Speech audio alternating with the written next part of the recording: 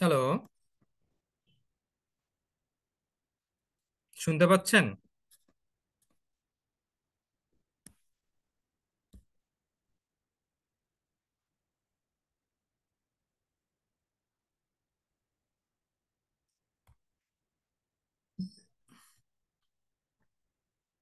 Uh, Thanks for joining this session. It may be the first session from my side. First, let me introduce myself. My name is Tarek Kamal. I'm a fellow member of your beloved institution, ICAB. Currently, I'm working as a head of finance in Crown Cement Group, and I qualified as a chartered accountant. It was back to December 2014, more than 10 years. My farm was KPMG. Local name is Rahman Haq. Mm, this is my short introduction to you. The number of participant, including me, is 18. By the way,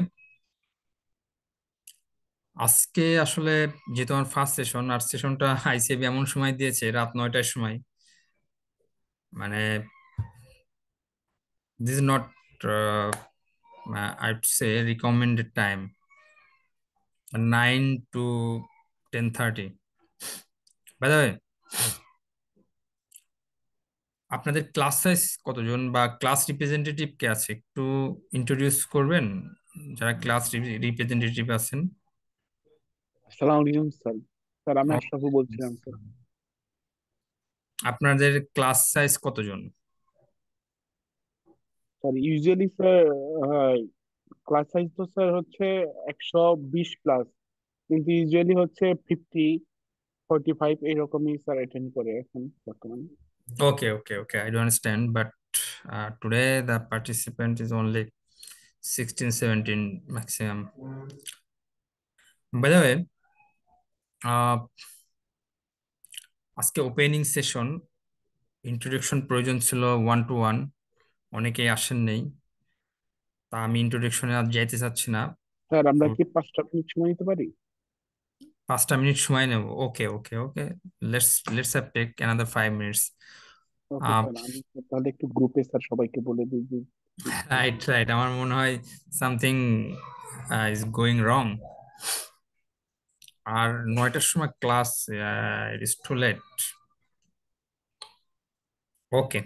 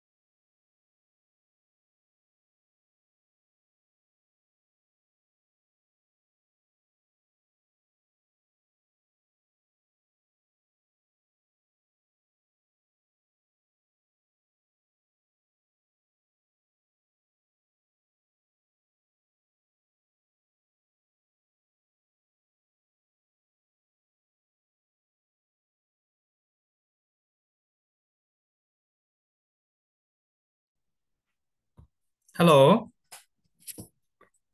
hello. ওয়ালাইকুম sir. ওয়ালাইকুম আসসালাম। আমরা শুরু করতে পারি, কি বলেন? Sir আমরা শুরু করি। Okay, thank you. First of all, thanks again for joining this session. The time is 9:10. It's a bit late, I would say. So let us get started our session. First, let me share my screen. Today, I gonna be discussing about IS 12 taxation. It is absolutely a technical topics. আপনারা is 12 নিয়ে পড়াশোনা করেছেন কিনা I don't know, but আপনাদের যে syllabus আছে বা text বই আছে সেখানে আইএস 12 নিয়ে সেপারেট কোনো চ্যাপ্টার নেই, বাট লিটল বিট ডিসকাশন আছে। বাট আপনারা যদি প্রিভিয়াস ইয়ারের কোশ্চেন অ্যানালাইসিস করেন সেখানে দেখবেন যে আইএস 12 বা স্পেশালি আইএস 12 এর ডেফার্ড ট্যাক্স থেকে সেভারাল টাইমস কোশ্চেন আসছে। সো এখানে মানে আই থিঙ্ক মানে you should have very good understanding about deferred tax or the context of IS 12. So, IS 12, it represent taxation. Taxation means it covers both current tax and deferred tax. Current tax কি আপনারা ভালো করে জানেন যে taxable ইনকামের উপর একটা company অথবা প্রতিষ্ঠানের ট্যাক্সেবল ইনকামের উপর যে ট্যাক্স ক্যালকুলেশন করা হয় সেটা আমি কারেন্ট ট্যাক্স হিসাবে কনসিডার করি, তাই না? আর ডেফার্ড ট্যাক্স কনসেপ্টটা একটু আমি পরে বুঝাবো। নর্মালি একটা কোম্পানির কোনো ইনকাম বা এক্সপেন্স যদি নেট প্রফিটে হিট করে, আপনারা জানেন যে ইনকাম স্টেটমেন্টের দুইটা পার্ট থাকে, তাই না? নেট প্রফিট পর্যন্ত একটা, এরপরে আদার কম্প্রিহেনসিভ ইনকাম একটা পার্ট থাকে, তাই না? দুইটা মিলে টোটাল কম্প্রিহেনসিভ ইনকাম হয়, কারেক্ট? আদার কম্প্রিহেনসিভ ইনকামের আইটেম, কয়েকটা আইটেমের নাম বলেন তো, যেগুলো আদার কম্প্রিহেনসিভ ইনকামে যায়। তার ওই ফরেন এক্সচেঞ্জ গেইন যদি হয়। Foreign exchange gain, other comprehensive income, it's not always যে ফরেন এক্সচেঞ্জ গেইন সবসময় বা লস আদার কম্প্রিহেনসিভ ইনকামে যাবে। হ্যাঁ, আসসালামু আলাইকুম। হ্যাঁ, হ্যাঁ, প্লিজ। অ্যাসেট যদি রিভ্যালুয়েশন হয়, অ্যাবসলিউটলি কারেক্ট। অ্যাপসেট রিভ্যালুয়েশন হলে সেটা আদার কম্প্রিহেনসিভ ইনকামে যাবে। ফরেন এক্সচেঞ্জ গেইন লস এটা আদার কম্প্রিহেনসিভ ইনকামেও যেতে পারে, বাট সেটা কম। ম্যাক্সিমাম ক্ষেত্রে হচ্ছে হলো পিএনএল এ মানে নেট প্রফিটে হিট করবে, কারেক্ট? ফরেন এক্সচেঞ্জ যদি ট্রান্সলেশন কোনো গেইন লস থাকে, ট্রান্সলেশন, রাইট, সেই সেই ক্ষেত্রে আপনাকে আইএস 21 ভালো করে জানতে হবে। ট্রান্সলেশন গেইন লস থাকলে ওইটা আদার কম্প্রিহেনসিভ ইনকামে যায়, that is true.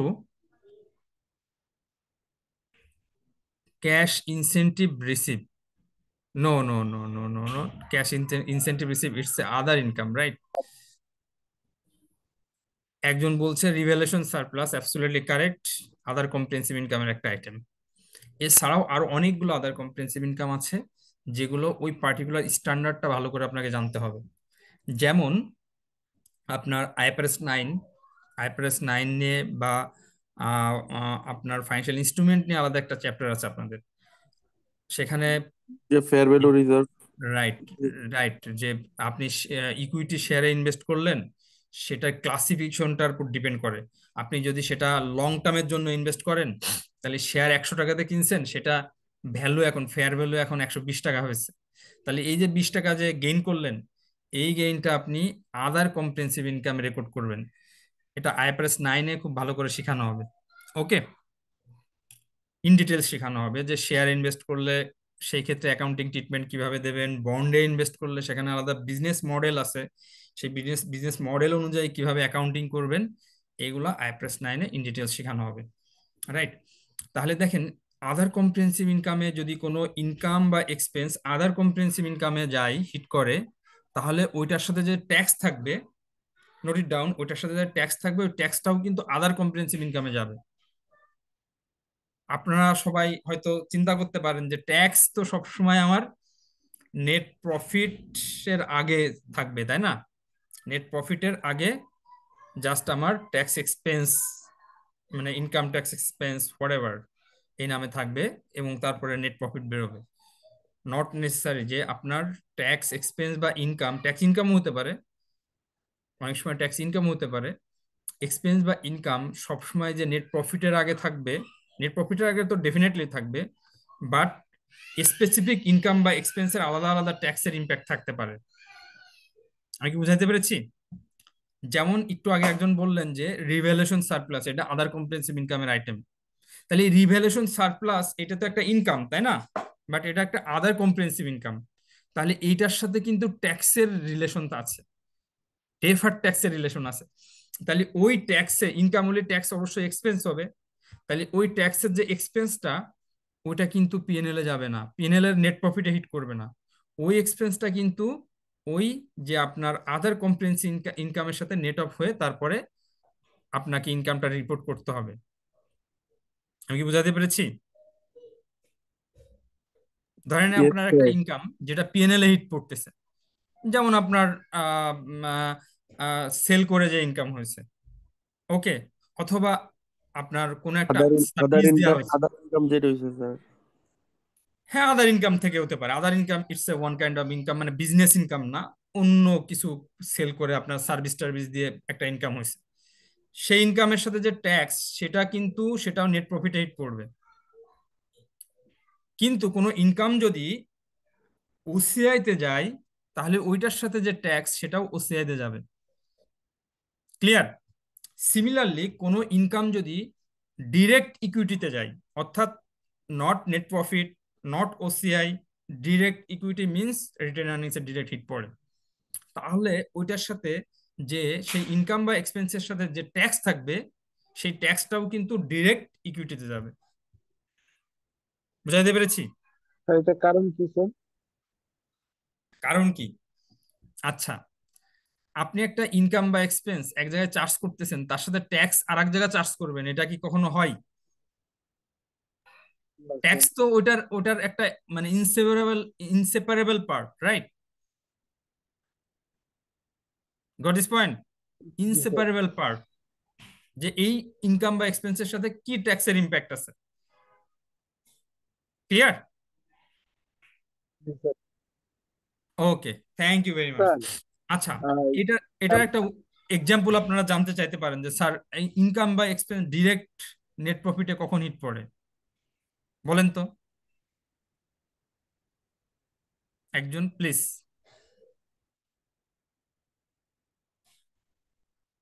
Just I would like to give you example.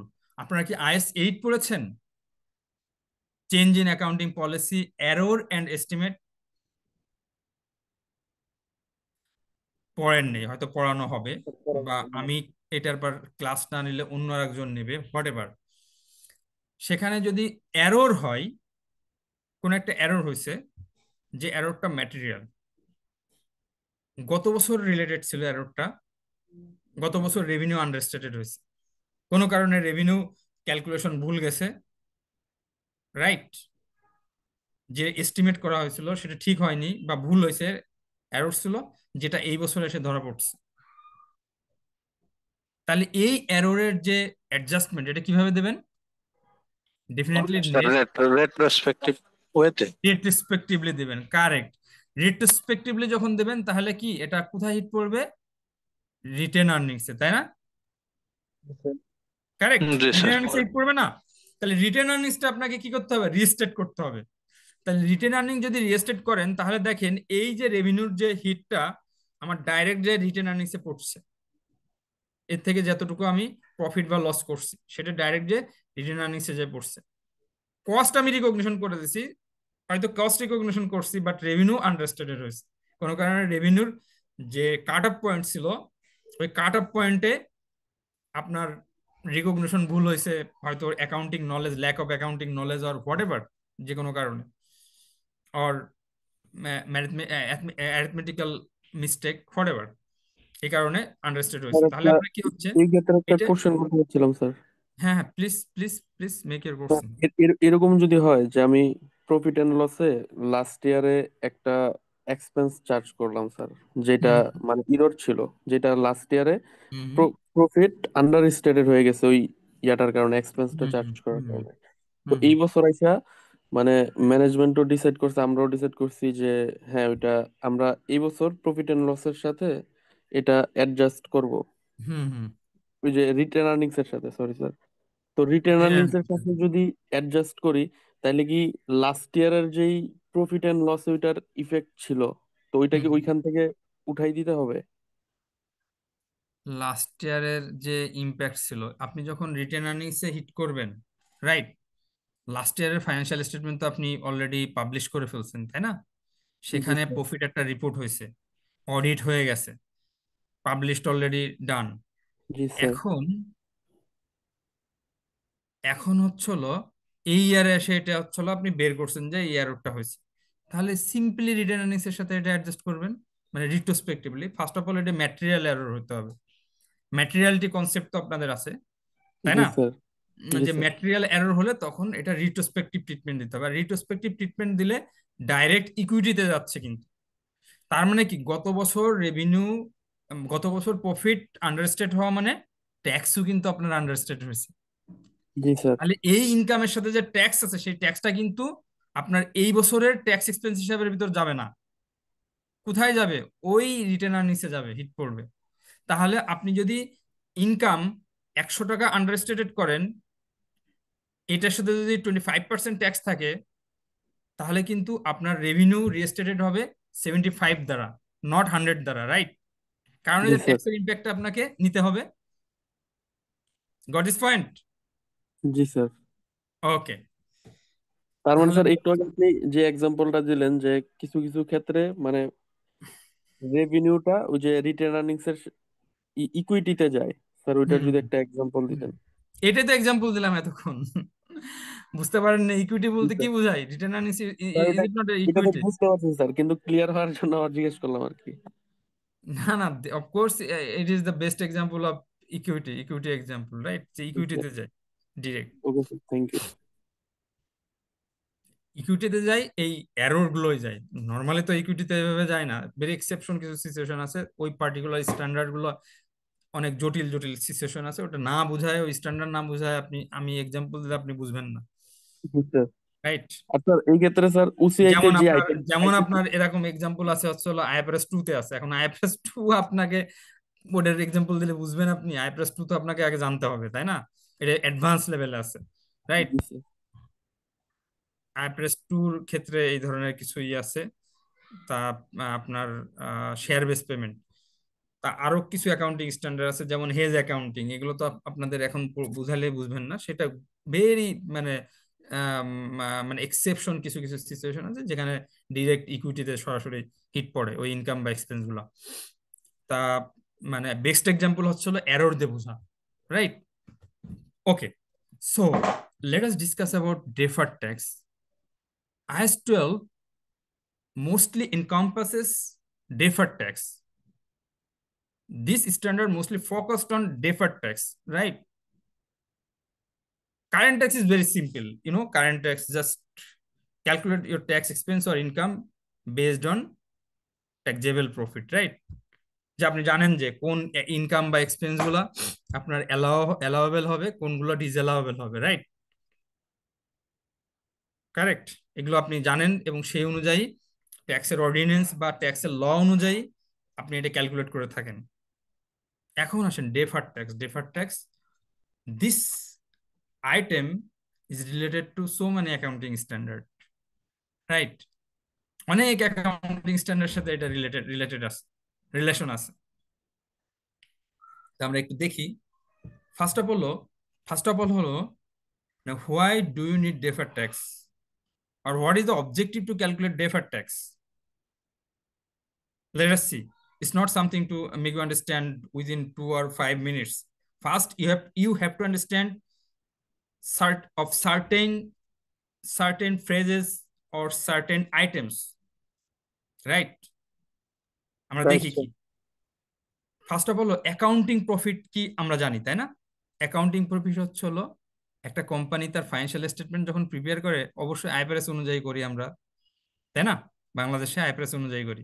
তাহলে এই আইএফআরএস অনুযায়ী যে আইএফআরএস এবং লোকাল ল এর কিছু বিষয় থাকে, ওইগুলোর ক্ষেত্রে আমরা লোকাল ল কে প্রাধান্য দিই, তাই না? ইভেন আইএফআরএস বা ফ্রেমওয়ার্ক, অ্যাকাউন্টিং ফ্রেমওয়ার্কও বলছে যে কোনো জিনিস যদি আপনার অ্যাকাউন্টিং স্ট্যান্ডার্ডের সাথে কন্ট্রাডিক্ট করে কোনো local law, please follow local law. Local law না ফলো করলে তো রেগুলেটর আপনারা সাইজ করে দেবে, তাই না? ওগুলো সব বাতিল করে দেবে, তাই না? এই জন্য অ্যাকাউন্টিং স্ট্যান্ডার্ডই বলছে যে যেখানে যেখানে অ্যাকাউন্টিং স্ট্যান্ডার্ডের সাথে লোকাল ল কন্ট্রাডিক্ট করবে, ফলো লোকাল ল, রাইট?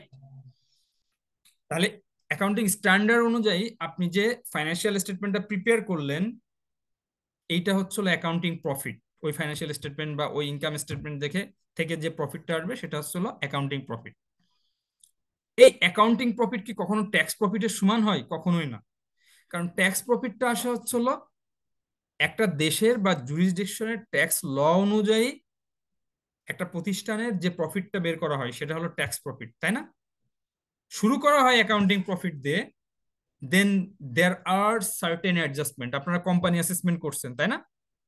তা কোম্পানি অ্যাসেসমেন্টে দেখেছেন যে কিছু ইনকাম বা এক্সপেন্স অ্যাডজাস্ট করা হয়, কিছু এক্সপেন্স আছে ডিসঅ্যালাউ করে ইনকামের সাথে এটা অ্যাড করা হয়, আবার কিছু ইনকাম আছে এগুলো ডেফার্ড করা হয়, মানে এখন এটাকে ট্যাক্স, এখন এটাকে ইনকাম বলছে না, তাই না? এরকম আছে না? কারেক্ট। কিছু এক্সপেন্স আছে যেগুলো ক্যালকুলেশনের সিস্টেম অন্যরকম, ট্যাক্স একভাবে বলছে ট্যাক্স, যেমন ডেপ্রিসিয়েশনের ক্ষেত্রে সে রেট প্রেসক্রাইব করে দিয়েছে বাংলাদেশের যে ট্যাক্স ল, আবার সেখানে কোন মেথড আছে সেই মেথডটাও বলে দিয়েছে। কিন্তু একটা কোম্পানি বা একটা এন্টিটি যে সবসময় ওটা ফলো করবে এরকম তো না, সে তার মতো করে ডেপ্রিসিয়েশন রেট ফিক্স করবে, তাই না? সে তার মতো করে তার ডেপ্রিসিয়েশন মেথড চুজ করবে, কারেক্ট? তাহলে এই সকল কারণে অ্যাকাউন্টিং প্রফিট আর ট্যাক্স প্রফিট কখনোই সেম হয় না। তাহলে অ্যাকাউন্টিং প্রফিটের সাথে আপনার there are certain adjustment, right? and after this adjustment you can find out the tax profit. Got this point? এটা আমার মনে হয় এখানে কোনো এই ফর্মে বোঝানোর বিষয় না, আপনারা সবাই এটা বুঝেন যে অ্যাকাউন্টিং প্রফিটের সাথে সার্টেন অ্যাডজাস্টমেন্ট দিয়ে আপনি ট্যাক্স প্রফিট বের করেন। ক্লিয়ার? আচ্ছা, তাহলে অ্যাকাউন্টিং প্রফিট আর ট্যাক্স প্রফিটের ভিতরে একটা পার্থক্য আসতেছে। এই পার্থক্যটা দুইটা ভাগে ভাগ করা হয়। এই টার্মগুলো কিন্তু আপনাকে অবশ্যই বুঝতে হবে। এই পার্থক্যটাকে দুইটা ভাগে ভাগ করা হয়। প্রথম হচ্ছে হলো অ্যাকাউন্টিং প্রফিট আর ট্যাক্স প্রফিটের ভিতর যে পার্থক্য, সেই পার্থক্যগুলো হচ্ছে হলো দুইটা ভাগে ভাগ করা হয়। একটা হচ্ছে হলো টেম্পোরারি ডিফারেন্স আর একটা হচ্ছে হলো permanent difference, right? One is temporary difference, another is permanent difference.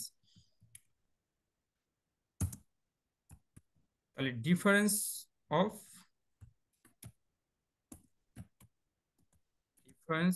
between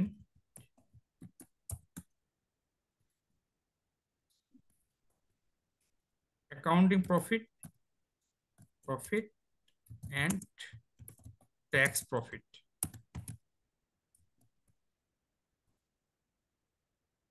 Two types of difference. One is temporary difference,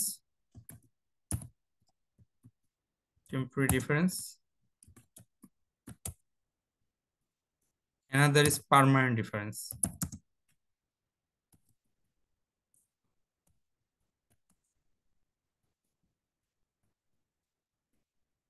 okay, so আপনারা এটা দেখে বুঝতে পেরেছেন যে টেম্পোরারি ডিফারেন্স মানে কি? এই ডিফারেন্সটা টেম্পোরারি সময়ের জন্য হয়, মানে after being certain time abroad or after certain time period, the result of this true profit would be same, or the impact of any income or expense would be same after certain time period, তাই না? যে accounting প্রফিটেও যেটা আসবে tax প্রফিটেও সেটাই আসবে, কিন্তু এটা একটা সার্টেন টাইম পিরিয়ড পরে। তাহলে এই যে মিন টাইম, ধরেন 5 বছর পরে দুটার রেজাল্টই সেম আসবে, কিন্তু এই মিন টাইম যে 5 ইয়ার্স, 1 বছর পর, 2 বছর পর, 3 বছর পর, 4 বছর পর, এই সময়গুলোর ভিতরে দুইটা প্রফিট সেম হবে না, আমি ছোট্ট একটা এক্সাম্পল দিই, ধরেন ডেপ্রিসিয়েশন। একটা অ্যাসেটের এস্টিমেটেড লাইফ 5 ইয়ার্স। কোম্পানির ডেপ্রিসিয়েশন পলিসি অনুযায়ী state line depreciation policy follow করা হয়, এবং ডেপ্রিসিয়েশন রেট হচ্ছে হলো 20%। অ্যাসেটের এস্টিমেটেড লাইফ 5 ইয়ার্স। ট্যাক্স বলল যে ওকে, এই অ্যাসেট ট্যাক্স এটাকে মনে করে এটা হচ্ছে হলো, এটা ডেপ্রিসিয়েশন রেট হচ্ছে হলো 25%, মানে 4 ইয়ার যাবে। কারেক্ট, 4 ইয়ার যাবে। আর এটা ডিডিউসিং ব্যালেন্স মেথডে ট্যাক্সের ডেপ্রিসিয়েশন চার্জ করতে হবে বা অ্যালাওয়েবল হবে। তাহলে দেখেন 5 বছর পরে দুইটার বেশি জিরো হয়ে যাবে না? চিন্তা করে দেখেন, ট্যাক্সও এটার এই অ্যাসেটটাকে জিরো বলবে, অ্যাকাউন্টিং এই অ্যাসেটটাকে জিরো বলবে, তাই না? After 5 years, what do think? Yes sir. কিন্তু 3 বছর পরে দুইটার বেস কি সেম হবে? দুইটা অ্যাসেটের বেস সেম হবে? ট্যাক্স একটা একটা অ্যামাউন্ট দিবে, অ্যাকাউন্টিং আর একটা অ্যামাউন্ট দেবে 3 বছর পরে। 2 বছর পরে দুটার বেস কখনোই সেম হবে না। জি স্যার, দিস একটা ইজ কল্ড ডিফারেন্স ক্রিয়েট হবে দিস ইজ কল্ড রেটের জন্য। Temporary difference. Understood? This is called Yes, temporary sir. Difference. আরেকটা আমি এক্সাম্পল দিই, ধরেন ইনকাম, ট্যাক্স এক্সপেন্স আর ট্যাক্স পেইড, সরি ট্যাক্স না, আমি ইন্টারেস্ট বলি, স্যার ইন্টারেস্ট, এখানে প্রিলিমিনারি এক্সপেন্সের যে একটা ইস্যু থাকে, সরি, তার ওই যে প্রিলিমিনারি এন্ড প্রি অপারেটিং এক্সপেন্সের যে একটা ইস্যু থাকে। ইয়েস, হতে পারে। প্রিলিমিনারি এক্সপেন্স এগুলো তো আসলে ট্যাক্স অ্যালাউ করে না, এগুলো তো পার্মানেন্ট পার্মানেন্ট টেম্পোরারি ডিফারেন্স, এটা one kind of permanent difference, right? Sir tax office তো এটা 5 বছর পর্যন্ত এটা ইয়া করতে পারে যে আই ডোন্ট নো এক্সপেন্স। এটা হয় কিনা, যদি ট্যাক্স অ্যালাউ করে তাহলে অবশ্যই এটা টেম্পোরারি ডিফারেন্স হতে পারে।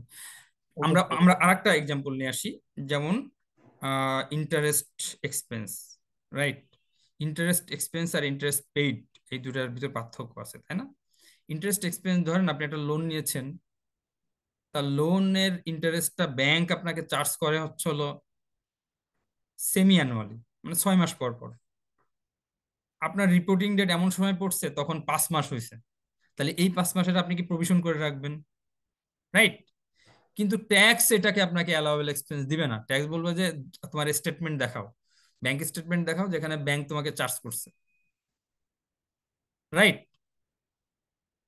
তাহলে আপনার ইন্টারেস্ট এক্সপেন্স আসছে, ফর এক্সাম্পল এভাবে প্রভিশন করে রাখছেন, যেটা 13% আপনার লোনের উপর ইন্টারেস্ট রেট ছিল, সেখানে ইন্টারেস্ট এক্সপেন্স আসছে হচ্ছে হলো, আমি ধরে নিলাম 10 মিলিয়ন, মানে 1 কোটি টাকা ইন্টারেস্ট এক্সপেন্স আসছে। কারেক্ট? ট্যাক্স এটাকে কি বলবে, এই এই সময়ের জন্য এটা ডিসঅ্যালাউড। যখন পরের ইয়ারে যাবে তখন এইটা ব্যাংক চার্জ করছে, স্টেটমেন্টে চার্জ করছে, এখন ট্যাক্স এটা অ্যালাউয়েবল এক্সপেন্স হিসাবে কনসিডার করবে। তাহলে দেখেন, ফর দ্য টাইম বিং এটা টেম্পোরারি ডিফারেন্স ক্রিয়েট করতেছে না? একটা নির্দিষ্ট সময় পর দুটাই তো সেম। বুঝাতে পেরেছি? ক্লিয়ার? জি স্যার, ক্লিয়ার স্যার। ওকে, এখন আসেন পার্মানেন্ট ডিফারেন্স। পার্মানেন্ট ডিফারেন্স নাম শুনে আপনারা বুঝতে পারছেন যে যে ডিফারেন্স একবার হয়েছে এটা আর মিটিগেট হবে না, নাম শুনে বোঝা যাচ্ছে তো, তাই না? Once the difference is created, it shall never come into the same page, right? Difference will remain for foreseeable future. Clear? Yes For sir. example, for example, কোন একটা অ্যাসেটের ডেপ্রিসিয়েশন 50% পর্যন্ত ট্যাক্স অ্যালাউ করে, আর 50% এটা অ্যালাউ করে না, অর্থাৎ ceiling দিয়ে দিছে যে ওকে, এই গাড়ির দাম হচ্ছে হলো 1 কোটি টাকা, কিন্তু এই সিডান কারের জন্য সর্বোচ্চ 40 লাখ টাকা হচ্ছে হলো অ্যালাউয়েবল এক্সপেন্স হিসাবে ক্লেম করতে পারবে। তাও আবার কি, মানে সেটা তো গাড়ির একবারে না, ইয়ার টু ইয়ার, রাইট? তাহলে 40 লাখ টাকার বেশি যদি কেউ কিনে কোনো কোম্পানি, তাহলে তো ধরেন 1 কোটি টাকার একটা গাড়ি কিনলো, কোম্পানি তো তার ফাইন্যান্সিয়াল স্টেটমেন্টে পুরো 1 কোটি টাকায় ডিপ্রিসিয়েশন চার্জ করবে হয়তো 10 বছর 20 বছরের ভিতর, রাইট? বা হোয়াট এভার গাড়ির এস্টিমেটেড লাইফ 10 ইয়ার্স যদি হয়, তাই 10 ইয়ার্স এর ভিতরে 1 কোটি টাকা চার্জ করবে। কিন্তু ট্যাক্স সেটা 40 লাখ টাকা পর্যন্ত অ্যালাউয়েবল এক্সপেন্স, মানে ডিপ্রিসিয়েশন অ্যালাউয়েবল হিসাবে কনসিডার করবে। তাহলে 60 লাখ টাকার অতিরিক্ত ডেপ্রিসিয়েশন, এটা কি পার্মানেন্ট ডিফারেন্স না? What do think? Yes sir, এটা একটা পার্মানেন্ট ডিফারেন্স। রাইট। এবার আসেন, একজন প্রিলিমিনারি এক্সপেন্সের কথা বললেন। If tax does not allow preliminary expense as admissible or allowable expense, right, allowable for tax purpose, then it is also permanent difference. Got this point? যে preliminary expense করছেন আপনি কিছু, এটা তো এক্সপেন্স হিসাবে ওই বছর চার্জ করবেন, তাই না? ইনকাম স্টেটমেন্টে চার্জ করবেন নাকি? নাকি আমি ভুল বলছি? জি স্যার, এক্সপেন্স হিসেবে চার্জ করবো। রাইট, এক্সপেন্স চার্জ করতে হবে, কিন্তু আনফরচুনেটলি কিছু কিছু কোম্পানি এটা কি কি করে, অ্যাসেট হিসেবে ক্যাপিটালাইজ করে অ্যাসেট দেয়। হিসাবে দেখায়, মানে totally rubbish and bogus accounting concept. জি স্যার। প্রিলিমিনারি এক্সপেন্স আছে, মানে প্রাথমিকভাবে আপনি একটা বিজনেস শুরু করছেন, সেখানে ওয়ান অফ কিছু এক্সপেন্স করছেন, সেটাকে আপনি অ্যাসেট হিসাবে দেখাইলেন। No, there is no such option in accounting standard, right? Yes sir. Okay, তাহলে আমি এই ধরনের যদি কোনো এক্সপেন্স থাকে যেটা ট্যাক্স কখনোই অ্যালাউ করবে না, কোনো একটা ট্যাক্সের যে জুরিডিকশনে আপনি থাকবেন সেটা যদি কখনো না অ্যালাউ করে, তাহলে সেইটাকে আপনি পার্মানেন্ট। পার্মানেন্ট ডিফারেন্স হিসাবে কনসিডার করবেন।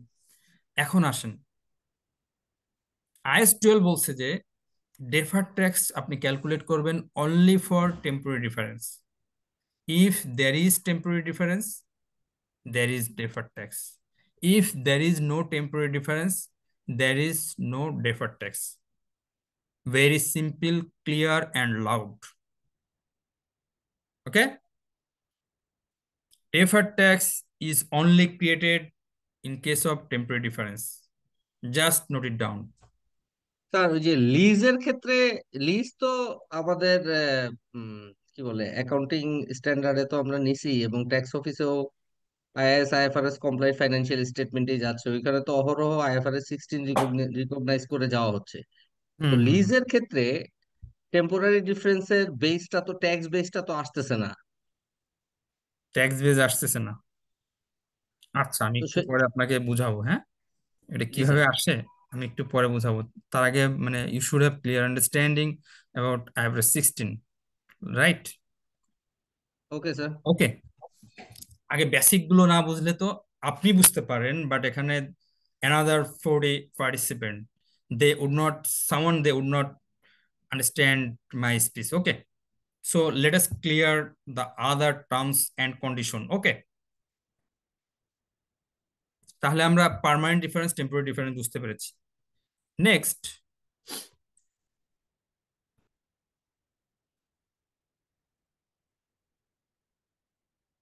accounting carrying amount and tax base. This is very important. Accounting carrying amount, tax base. This two term is very very important. What is this? একটা ব্যালেন্স শিটে কি থাকে? অ্যাসেট আর liability থাকে, তাই না?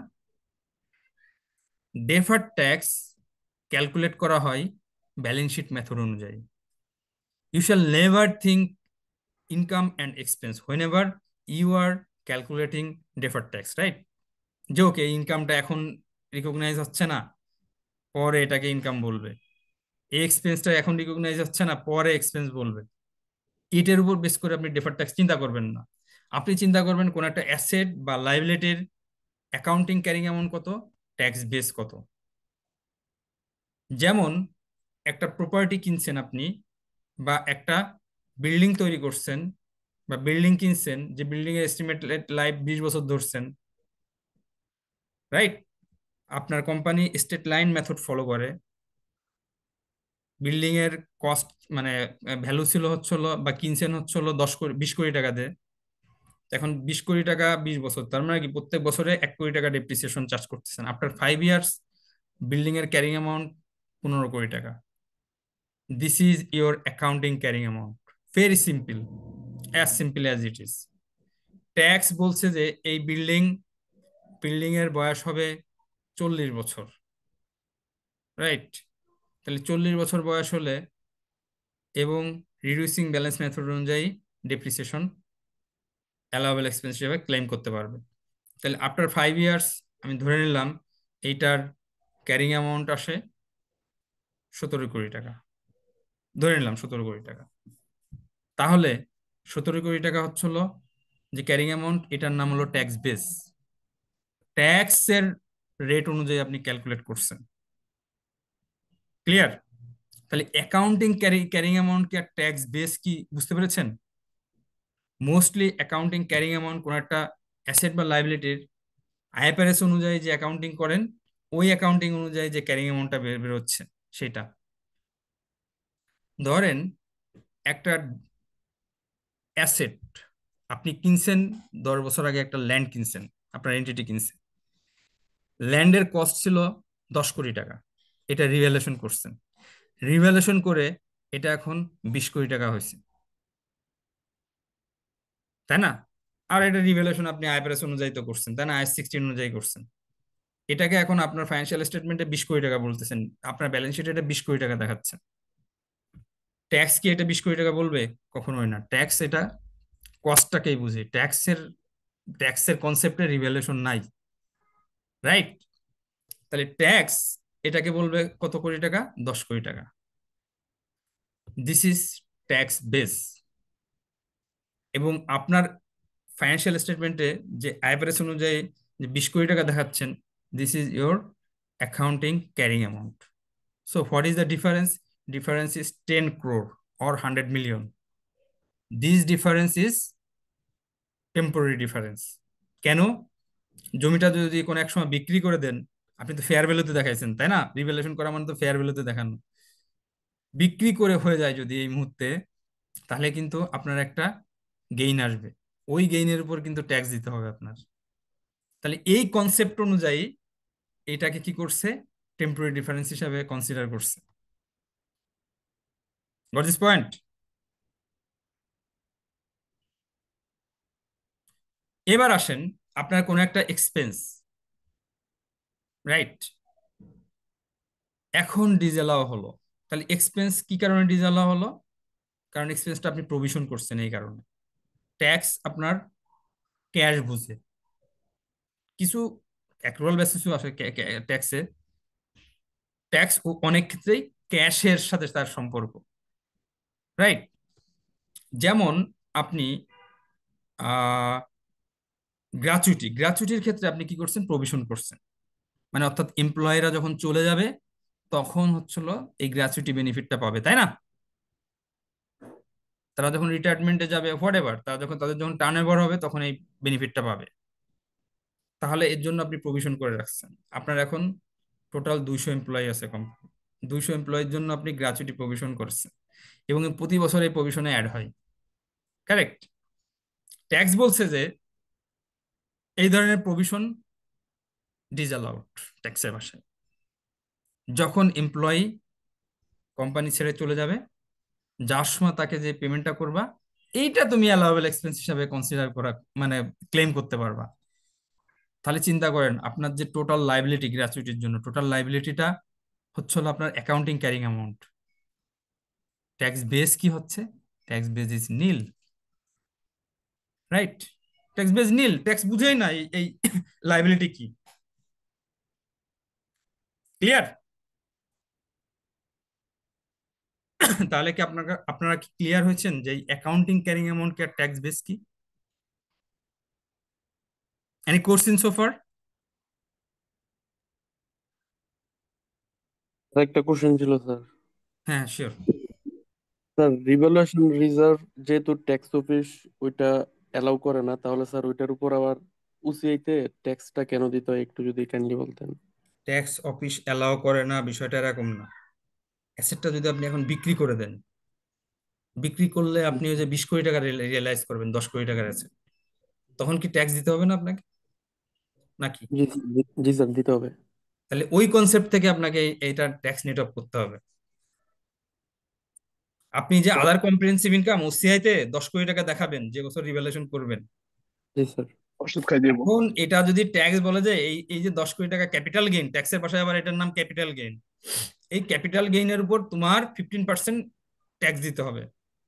তাহলে এই 10 কোটি টাকার উপর 15% ডেফার্ড ট্যাক্স ক্রিয়েট করে আপনাকে নেট ব্যালেন্স 8.5 কোটি টাকা আপনার ইনকামে চার্জ করতে হবে বা ইনকামে আপনার শো করতে হবে। বুঝাইতে পেরেছি? জি স্যার, বুঝতে পারছি। ওকে, আপনাদের আর কারো কোনো কনফিউশন আছে অ্যাকাউন্টিং ক্যারিং অ্যামাউন্ট আর ট্যাক্স বেস নিয়ে? এনি কনফিউশন সো না ফার? স্যার, না স্যার, এটা নিয়ে কোনো কোশ্চেন নাই স্যার, ক্লিয়ার। কোনো কনফিউশন নেই, আর সবাই বুঝার কথা, very simple, yes simple, sir. Loud and clear. Okay, এখন আসেন, এখন আমি সব বুঝাবো। এই যে একজন বললেন আইএফআরএস 16 এর ইস্যু নিয়ে আসলেন, এখন এক একটা করে বুঝাবো। যেহেতু উনি আইএফআরএস 16 নিয়ে আসছেন, আইএফআরএস 16 দিয়ে আগে একটু বুঝাই। তার আগে আসলে আইএফআরএস 16 এর কনসেপ্টটাও বুঝতে হবে, মানে পার্টিকুলার অ্যাকাউন্টিং স্ট্যান্ডার্ড যদি আপনার না জানা থাকে, ওটা দিয়ে ডেফার্ড ট্যাক্সের ট্রিটমেন্ট ওটা কিভাবে বুঝবেন, ওটা বোঝাটা ডিফিকাল্ট হবে। এই জন্য আমি আইএফআরএস 16 এর কিছু হয়তো আলোচনা করব। এখন আসেন, এই যে ব্যালেন্স শিটে আমার অ্যাসেট আর লাইবিলিটি থাকে, তাহলে আমি সব ডেফার্ড ট্যাক্স বুঝবো কিভাবে? অ্যাসেট লাইবিলিটিতে, নট ইনকাম এক্সপেন্স। আইএস 12 বলছে যে ডেফার্ড ট্যাক্স ক্যালকুলেশন হবে ব্যালেন্স শিট মেথড অনুযায়ী। ইনকাম স্টেটমেন্ট মেথড অনেক আগে ছিল, it's before 2003, almost more than 22 years, or ওই সময় কোন একটা সময় ছিল ইনকাম স্টেটমেন্ট মেথড। কিন্তু এখন সব ব্যালেন্স শিট মেথড অনুযায়ী আপনাকে ক্যালকুলেট করতে হবে। তাহলে আমি ব্যালেন্স শিটে কি পাবো? অ্যাসেট আর লাইবিলিটি। তাহলে অ্যাসেট লাইবিলিটিতে চিন্তা করবো সবকিছু। ফার্স্টে আমি অ্যাসেটের ক্ষেত্রে আসি। অ্যাসেটের ক্ষেত্রে বলেছে, অ্যাসেটের ক্ষেত্রে বলা হয়েছে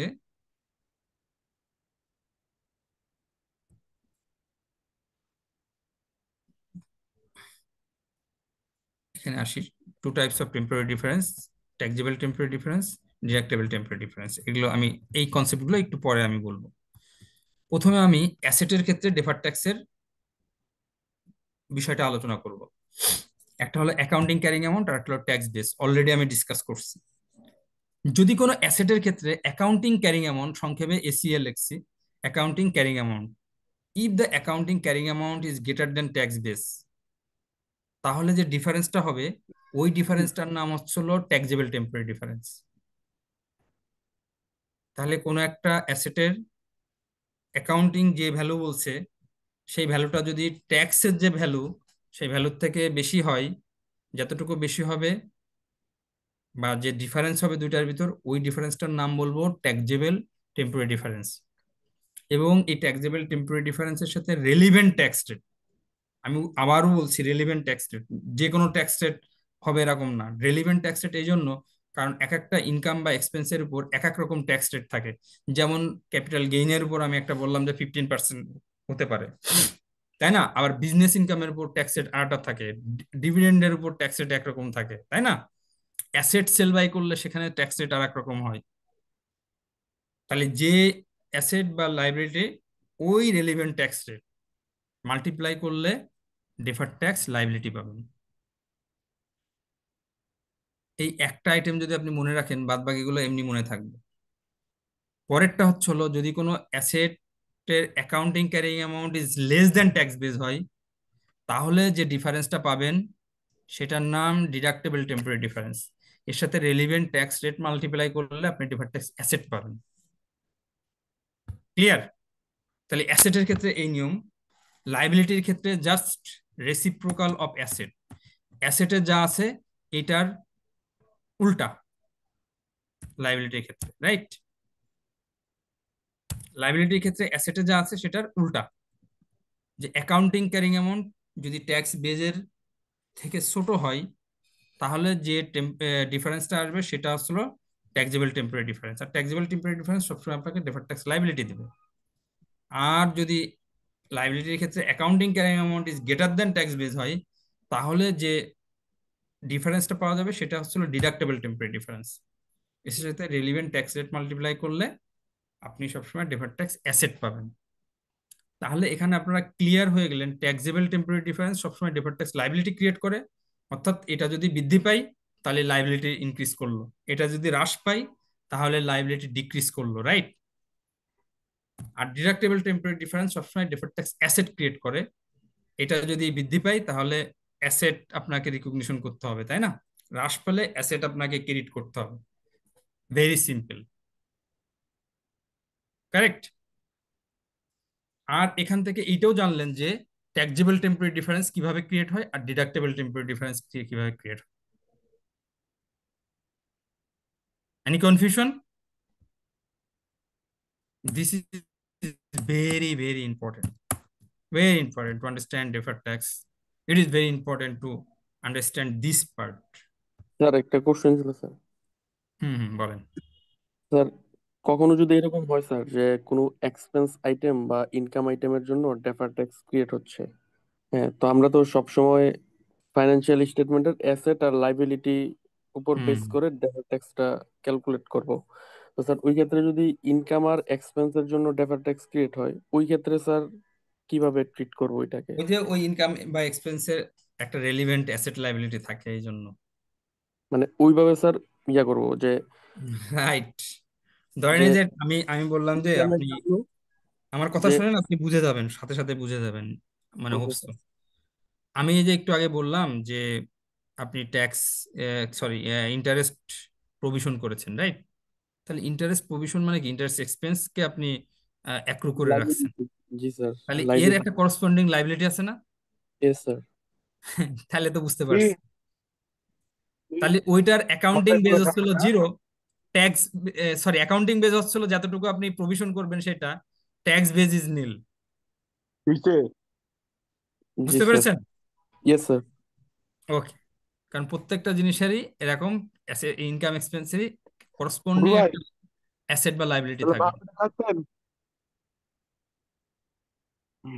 আমার মনে হয় ব্যাকগ্রাউন্ড নয়েজ আসতেছে, প্লিজ প্লিজ, ব্যাকগ্রাউন্ড নয়েজ আসলে আপনাদেরকে মিউট করে রাখতে হবে। জি স্যার, মিউট করে দিচ্ছি। Thank you. তাহলে আমরা এতটুকু বুঝতে পারলাম যে অ্যাকাউন্টিং ক্যারিং অ্যামাউন্ট কি, ট্যাক্স বেস কি। আরো আমরা বুঝতে পারলাম ডেফার্ড ট্যাক্স সবসময় ব্যালেন্স শিট মেথড অনুযায়ী চিন্তা করতে হবে। সাথে সাথে আমরা এটাও জানলাম যে ট্যাক্সেবল টেম্পোরারি ডিফারেন্স কি আর ডিডাক্টেবল টেম্পোরারি ডিফারেন্স কি। These are technical term, right? Taxable temporary difference, deductible temporary difference. আর এটাও জানলাম যে ট্যাক্সেবল টেম্পোরারি ডিফারেন্স সবসময় ডেফার্ড ট্যাক্স লাইবিলিটি ক্রিয়েট করে, deductible temporary difference deferred tax asset create করে। আরো আমরা জানলাম যে আমরা সবসময় রেলিভেন্ট ট্যাক্স রেট নিব, অর্থাৎ ডিফারেন্ট ইনকাম এক্সপেন্সের উপর ডিফারেন্ট রেট অ্যাপ্লাই হবে। ক্লিয়ার? এখন আসেন, আমি আইফরএস 16 এবার দেখব। এক ভাই বললেন যে স্যার এই আইফরএস 16 এর উপর আপনি তো বললেন, আমি তো দেখি আইফরএস 16 এর উপর ডেফার্ড ট্যাক্স ক্যালকুলেট হয়, যেটা আসলে আমার মনে হচ্ছে যে টেম্পোরারি ডিফারেন্স বলতে কিছু নাই এখানে, তাই না? ওকে, লেট আস সি।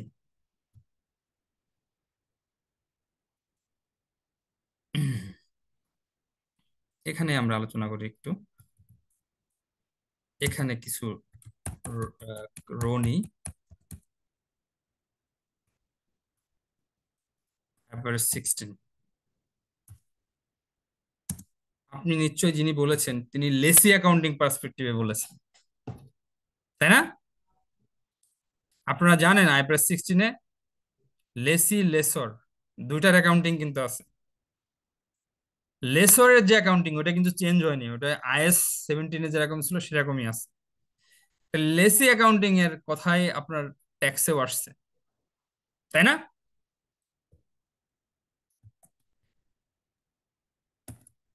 এখন তো কথা বলছেন না, যিনি এই এটা তুলছিলেন, একটু সাউন্ড করতে হবে।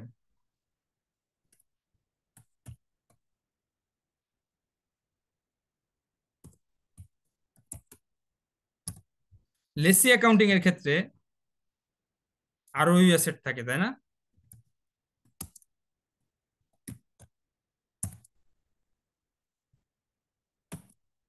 লিজ অব্লিগেশন থাকে।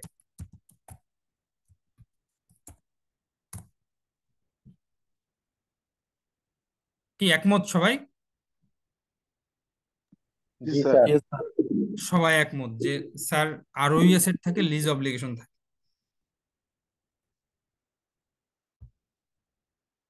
এই আরওই অ্যাসেটের ডেপ্রিসিয়েশন হয়, তাই না? ডেপ্রিসিয়েশন।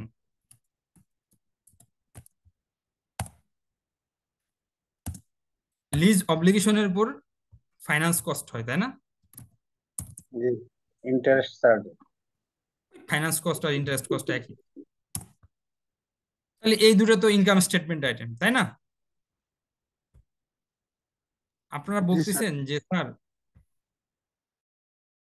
এটা তো ট্যাক্স, আমি যতটুকু জানি, though it is absolutely related to taxation, I am not the expert of taxation or whatever the tax law, but what I do understand, in our tax law, yes, there are several reference of IFRS 16, and it is said that this depreciation and finance cost are disallowed, right? So what is the allowable expense? Allowable expense is lease rental, right? Lease rent. জি sir.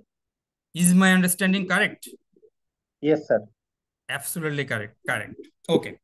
তাহলে lease রেন্টটা হচ্ছে হলো allowable expense, আর এইখানে যে depreciation finance cost charge করতেছে, এই finance cost depreciation এগুলো ট্যাক্স ল বুঝে না। কারণ ল যারা প্রমোট করছে তাকে এই অ্যাকাউন্টিং স্ট্যান্ডার্ড বুঝবে আর বুঝতে বাধ্য তারা কখনোই না, রাইট? এই জন্য তারা বলছে যে এটা লিজ রেন্টাল যেটা, ওইটাই হচ্ছে হলো অ্যালাউয়েবল এক্সপেন্স হিসাবে কনসিডার হবে। তাহলে দেখেন এই যে আরওই আছে এটার লিজ অব্লিগেশন, এটা তো অ্যাকাউন্টিং ক্যারিং অ্যামাউন্ট আছে, অ্যাকাউন্টিং ক্যারিং অ্যামাউন্ট।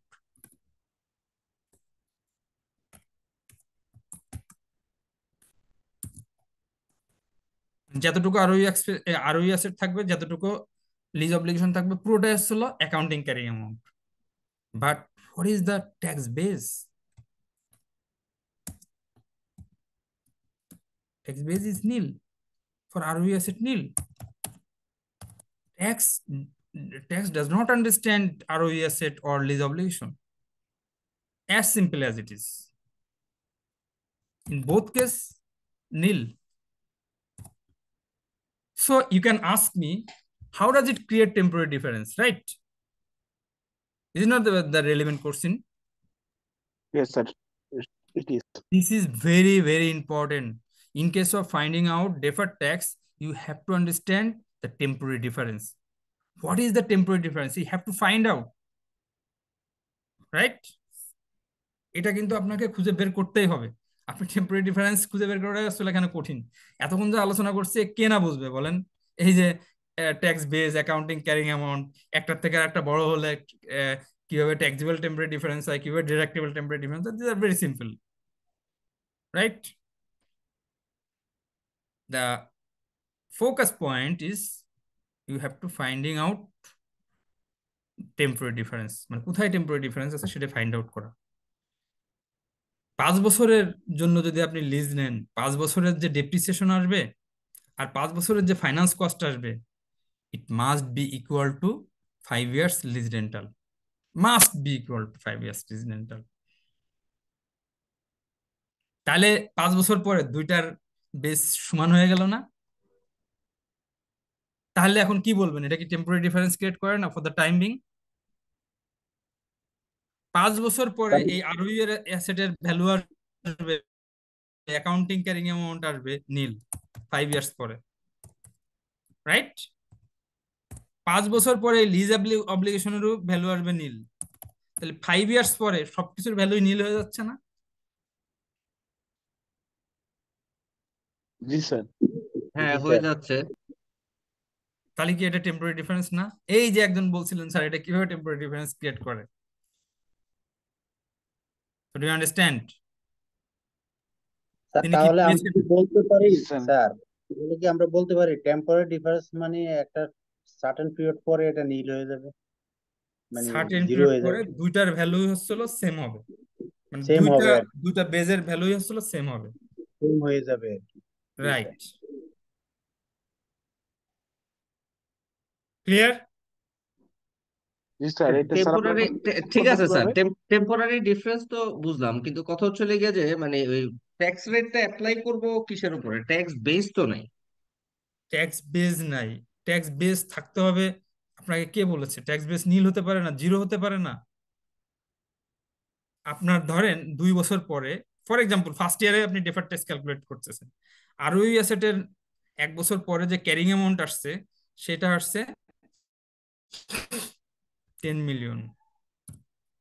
লিজ অব্লিগেশনে যে ক্যারিং অ্যামাউন্ট আসছে এটা আসছে 8 মিলিয়ন, না 8 না, আমি ধরলাম 12 মিলিয়ন।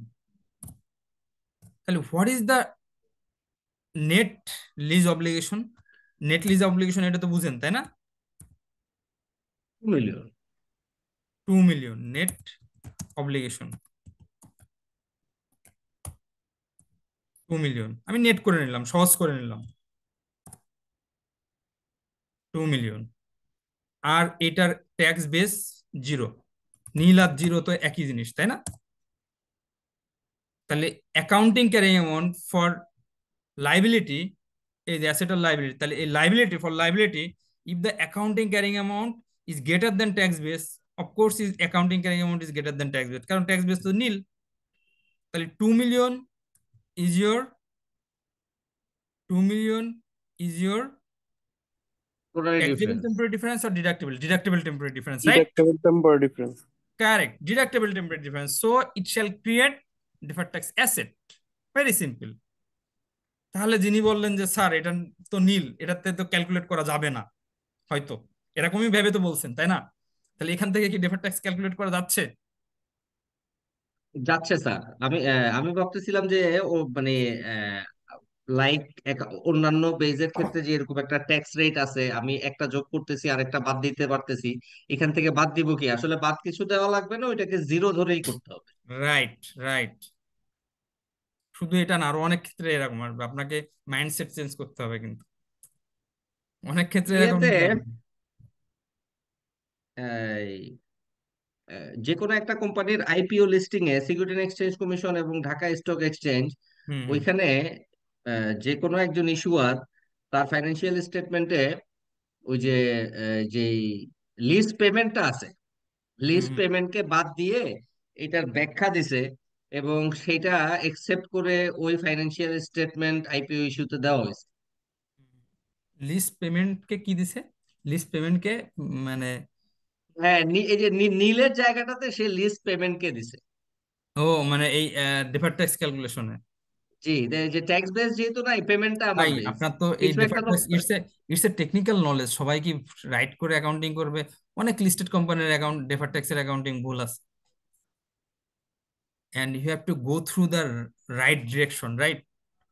কোর কনসেপ্ট আপনাকে আগে ঠিক করতে হবে অ্যাকাউন্টিং এর, বুঝতে পেরেছেন? জি আমার স্যার। মনে হয় আপনারা যারা এখানে পার্টিসিপেন্ট আছেন মনোযোগ সহকারে যদি শুনেন, ডেফার্ড ট্যাক্স কখনোই আপনার বাঁধবে না, বিলিভ মি। আপনি নিজে কোশ্চিন সলভ করতে পারবেন একটু পরে দেখবেন, রাইট? জি স্যার। আপনাকে তো আগে ওই যে accounting carrying amount, tax base, এই দুইটা ফাইন্ড আউট করতে হবে আগে। এই দুইটা যদি আপনি ফাইন্ড আউট করতে পারেন, তাহলে তো এখানে টেম্পোরারি ডিফারেন্স আছে কি নেই এটা তো আপনি এমনি বুঝতে পারবেন। আর তো সব ফর্মুলা, কারেক্ট? আর তো সব ফর্মুলা। আইফারএস 16 এর ক্ষেত্রে যেমন ডেফার্ড ট্যাক্স আছে, তেমনি ভাবে অন্য যে অ্যাকাউন্টিং স্ট্যান্ডার্ড গুলো আছে সেখানেও ডেফার্ড ট্যাক্স আছে। ক্লিয়ার?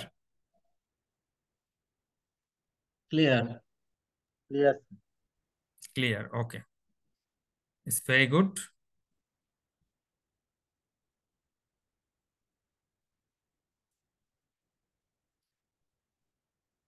এখন দেখেন লাইবিলিটির ক্ষেত্রে আমি আর একটা এক্সাম্পলে যাই। এক্সাম্পলটা একবার আমি আপনাদেরকে বলেছি, যে গ্র্যাচুইটি প্রভিশন। গ্র্যাচুইটি প্রভিশনে ফার্স্ট ইয়ার এখানে tax base, tax base, right? আর এটা হচ্ছে অ্যাকাউন্টিং ক্যারিং অ্যামাউন্ট।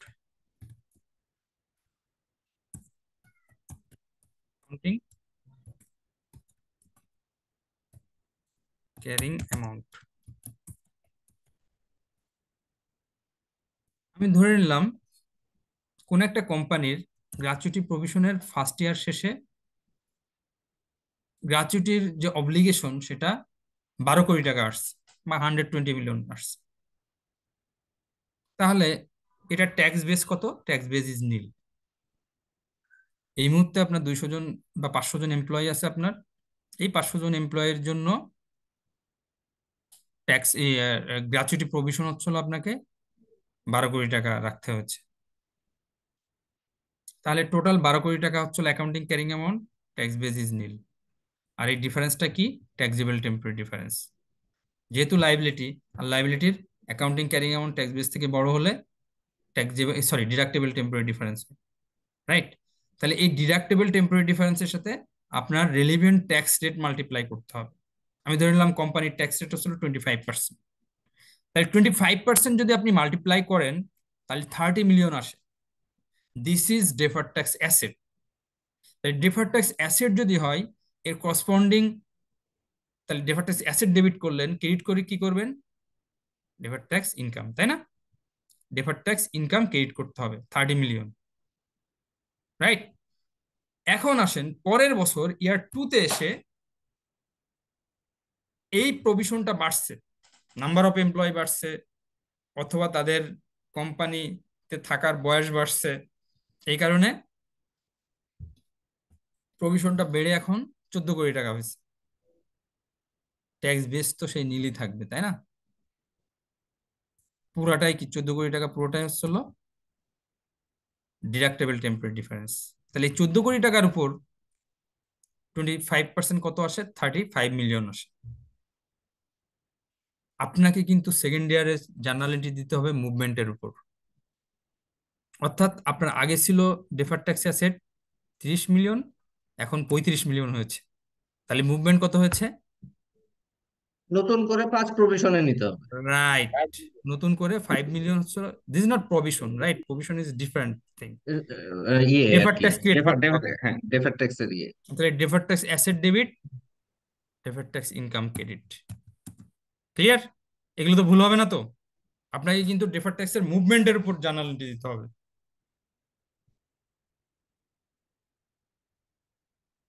ওকে? Okay sir, understand. আন্ডারস্ট্যান্ড? তাহলে অ্যাসেটের ক্ষেত্রেও কিন্তু সেম হবে, মুভমেন্টের উপর। ধরেন অ্যাসেটের একটা বেজ আছে, আপনি অ্যাসেট থেকে accounting carry amount is greater than tax base, তখন সেটা লাইবিলিটি ক্রিয়েট হবে। তাই ওই লাইবিলিটির মুভমেন্টের উপর আপনাকে জার্নাল এন্ট্রি দিতে হবে। ওকে? স্যার একটা কোশ্চেন, একই ফাইন্যান্সিয়াল স্টেটমেন্টে তো ডেফার্ড ট্যাক্স অ্যাসেটও থাকতে পারবে, ডেফার্ড ট্যাক্স লাইবিলিটিও থাকতে পারবে, এটা তো অবশ্যই, নেট অফ করে অবশ্যই। দেখানোর দরকার নেই। না, নেট আপ করে দেখানোই ভালো, কারণ অ্যাসেটও দেখাবেন এক পাশে, লাইবিলিটি মানে নেট আপ না। বিষয় আসলো ডেফার্ড ট্যাক্সের ধরেন 10টা আইটেম থেকে ডেফার্ড ট্যাক্স আসছে, হ্যাঁ আপনি নোটসে 10টা আইটেমের ক্যালকুলেশন দিয়েছেন যে এই 5টা আইটেম হচ্ছিল ডেফার্ড ট্যাক্স অ্যাসেট আসছে, এই 5টা আইটেম ডেফার্ড ট্যাক্স লাইবিলিটি আসছে। তাহলে এই অ্যাসেট আর লাইবিলিটি নেট আপ করে নেট অব্লিগেশন আসছে, এইটা ব্যালেন্স শিটে আপনি লিংক করে দিচ্ছেন যে নেট আচ্ছা মানে ডেফার্ড ট্যাক্স লাইবিলিটি হিসাবে। এখন এই 5টার জন্য আপনি অ্যাসেট দেবেন, 5টার জন্য লাইবিলিটি দেবেন? নো, অ্যাকাউন্টিং স্ট্যান্ডার্ড এই ক্ষেত্রে আপনাকে বলছে যে নেট আপ করতে পারবেন। আচ্ছা আচ্ছা, জি স্যার, নেট আপ না ঠিক আছে। করলে তো স্যার কোম্পানি ভ্যালুয়েশন বেশি দেখাবে। না, কোম্পানি ভ্যালুয়েশন বেশি দেখাবে এটা আবার ঠিক না। নেট আপ না করলে কোম্পানি ভ্যালুয়েশনটা কিসের উপর বেস করে? নেট অ্যাসেটের উপর বেস করে। এই যে অ্যাসেট আর লাইবিলিটি যদি আপনি আলাদা আলাদা দেখেন, তাহলে কি নেট অ্যাসেট কম বেশি হবে কখনো? কখনোই কম বেশি হবে না। কম হবে নেট না স্যার, অ্যাসেটটা মানে কিভাবে কিভাবে আসে? বুঝতে টোটাল পারলাম অ্যাসেট যে থেকে লাইবিলিটি বাদ দিলে। কোম্পানির ভ্যালুয়েশন কখনো শুধু অ্যাসেটের উপর ডিপেন্ড করে না, অ্যাসেট এবং লাইবিলিটি উভয়ের উপর ডিপেন্ড করে। উভয় যখন একসাথে নিয়ে আসবেন তখন তো নেট এমনি হয়ে যাবে আপনার। ক্লিয়ার? ঠিক আছে sir. That's good. It is my success if you understand deferred tax very clearly. In the next session, we shall solve the exam standard question. Okay? আসলে ক্লাস 10 এর ভিতর ক্লোজ হয়ে যাওয়া উচিত, বুঝছেন? মানে এখানে তো আপনার সিনিয়র অনেকে অফিস আছে, কারণ 10-এর পরে আপনি আবার এখানে অনেক কাজ থাকে, পার্সোনাল কাজ থাকে, অনেকের প্রেয়ার্স থাকে, খাওয়া দাওয়া থাকে। 10:30 পর্যন্ত ক্লাস নিয়ে আপনি এরপরে কখন করবেন? অনেকের অফিস আবার অনেক ডিস্টেন্সে যেতে হয়। তা আমরা আজকে মনে হয় এখানে শেষ করে দিই, কি বলেন? স্যার এই এক্সেল কপিটা একটু দেওয়া যায়? হ্যাঁ, এক্সেল কপি দেবো, আপনাকে আরো ম্যাটেরিয়ালস দেবো। কারণ আপনার বইতে যেভাবে আছে ওই ম্যাটেরিয়ালস পড়ে কিন্তু সাফিসিয়েন্ট না, রাইট? সুতরাং আপনাকে আমি একটা ম্যাটেরিয়ালস দিব, এই ম্যাটেরিয়ালসটা আপনাকে পড়তে হবে। ওকে?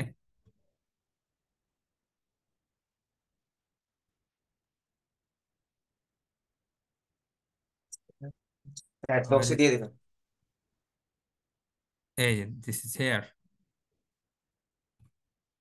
এখানে আমি যে আলোচনাগুলো করছি, আমার আলোচনাগুলো যদি ভালো করে বুঝতে পারেন, এখানে সব বুঝতে পারবেন।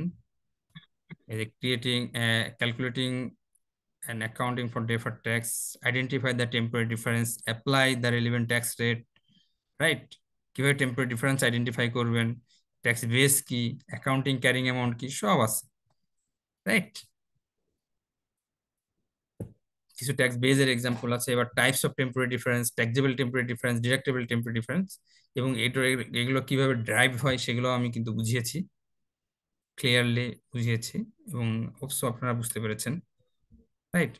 আর বিভিন্ন ধরনের এক্সাম্পল আছে, তারপরে একটা সামারি আছে যে এখানে কিভাবে ডেফার্ড ট্যাক্স অ্যাসেট হবে, কিভাবে লায়াবিলিটি হবে, রাইট?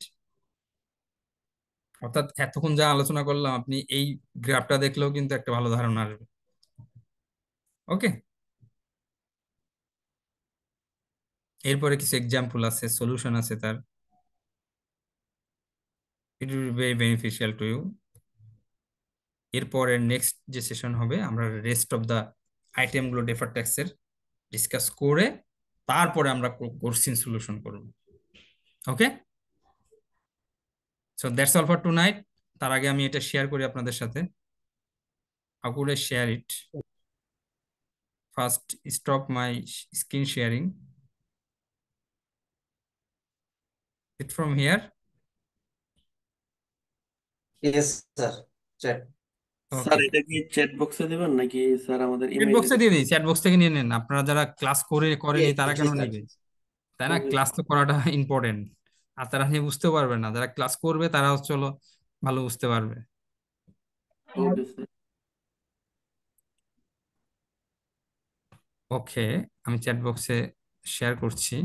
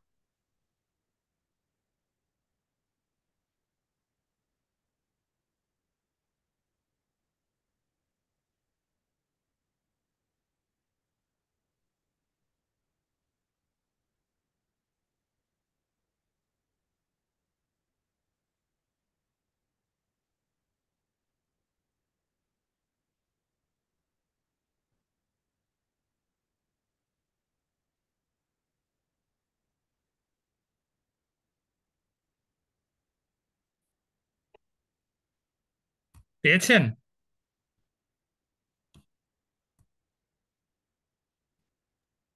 স্যার পেয়েছি স্যার, পিডিএফটা জি পেয়েছি স্যার, স্যার, পাওয়া গেছে এক্সেলটা। পাওয়া গেছে। পেয়েছি, নামতেছে। পিডিএফ এবং এক্সেল দুটাই দিয়ে দিচ্ছি, হ্যাঁ? ওকে, পেয়েছি স্যার এখন স্যার, থ্যাংক ইউ। এখান থেকে ডাউনলোড করে নেন, হ্যাঁ? আর আমি বেরোয় গেলেও তো আপনারা করতে পারবেন এগুলো ডাউনলোড, তাই না? জি স্যার, পারবো। না স্যার, কারণ আমি তো হোস্ট না এখানে তো। আচ্ছা ঠিক আছে, আমি বেরোচ্ছি না, আপনারা ডাউনলোড করে নেন। Okay, so that's all for tonight. See in the next session. I think you should be reading or you should study the materials as well as take necessary preparation before before attending the class or before joining the class. This is my earnest request to you. Please, Yes, sir. Thank you. please be sincere regarding your time. Time is very precious, right?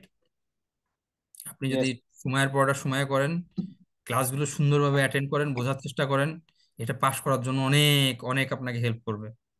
আর বাসায় একটু পড়াশোনা করেন, কিছু practice করেন, দেখবেন pass করে যাবেন। Accounting concept clear রাখা খুবই গুরুত্বপূর্ণ। ওকে, থ্যাংক ইউ স্যার, আপনাকে অনেক ধন্যবাদ আমাদেরকে এত সুন্দর একটা ক্লাস উপহার দেওয়ার জন্য। থ্যাংক ইউ আর স্যার। সামনের ক্লাসগুলো আরো সুন্দর হবে আশা করি। আপনাদের ফ্রেন্ড বা কলিগ হোয়াটএভার যারা আছে জয়েন করতে বলেন। হ্যাঁ, থ্যাংক ইউ, থ্যাংক ইউ। ইনশাল্লাহ স্যার। Thank you. ভালো থাকবেন স্যার। আসসালামু আলাইকুম। ওয়ালাইকুম আসসালাম। Yes, ma'am.